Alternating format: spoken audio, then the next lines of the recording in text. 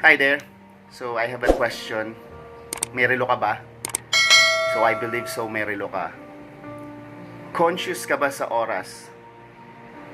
From time to time sa work, in any event, nasaan ka man? Conscious ka ba sa oras? Lagi mo ba siyang binabantayan? How many hours ka bang natutulog? How long ka ba kumakain? How long ba yung ni-spend mo dun sa friends mo? Naglalaro ka ba? How many hours you're playing game? Paano mo ginagamit yung oras mo? You feel that your life is worth it? Okay? Spending time with anything that you do. Now, I have this movie na napanood ko lang recently. And talagang na-touch ako. Why? What if ganito? Yung time na nakikita mo sa arm mo is not the time na kailangan mo habulin kasi in the next hour, ito na naman yung gagawin mo.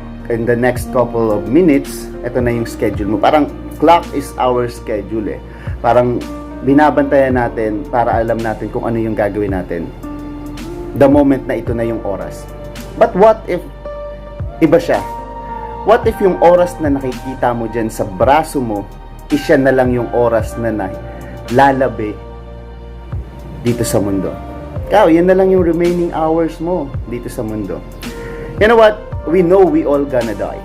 Right? But we do not know when. Ito yung catchy eh. What if this time, alam mo kung hanggang kailan ka na lang? Ano yung gagawin mo? Okay? Yung clock sa arm mo is not moving forward. It's going backward. Para siyang timer na pabawas ng pabawas yung oras. And that timer is your life. Once na maging zero siya, you're gonna die.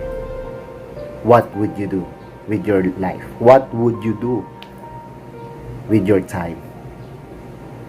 Paano mo siya gagamitin? In this way, yung time dito sa arm mo, ito yung pera mo. You do not have any cash in your wallet.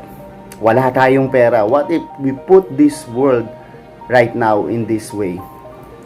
Na walang pera, meron lang tayong life. And yung life na yan is yung clock sa arm natin.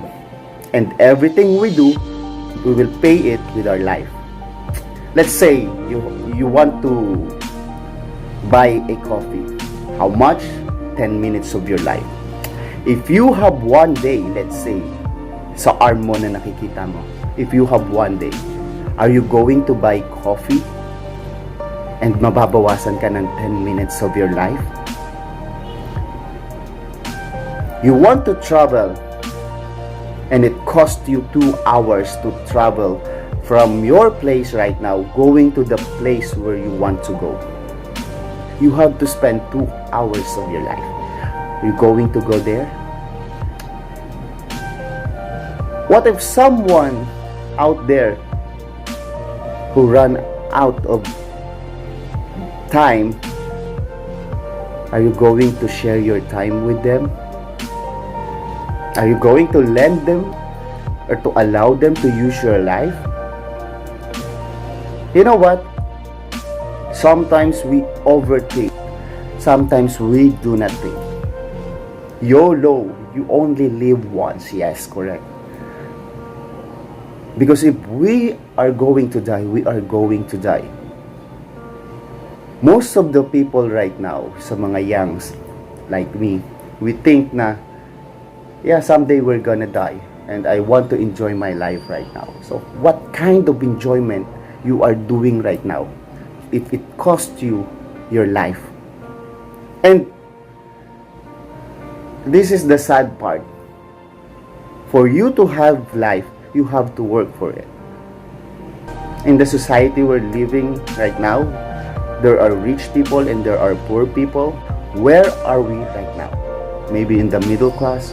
So, if you have a day, if you are poor like me, if you have a day and you're going to work 8 hours and you gain a day And then every day you're going to work 8 hours for you to live one more day. I believe you're going to work every day. While rich people, they're investing their time to get more time. And there's nothing wrong with that. What I'm trying to point out here is, what are you going to do with your life? How do you want to spend your life? Because lahat ng makikita mong oras sa braso mo, yan ang natitirang buhay mo. And imagine, how is it if you see a minute running down sa braso mo and you're gonna die? Okay, in my next video, I'm going to share you what is this movie. Let us talk about some scenario na talagang na-realize ko how to value life. And nakakalungkot, but still, at least we know when to die and how to value life. That's it.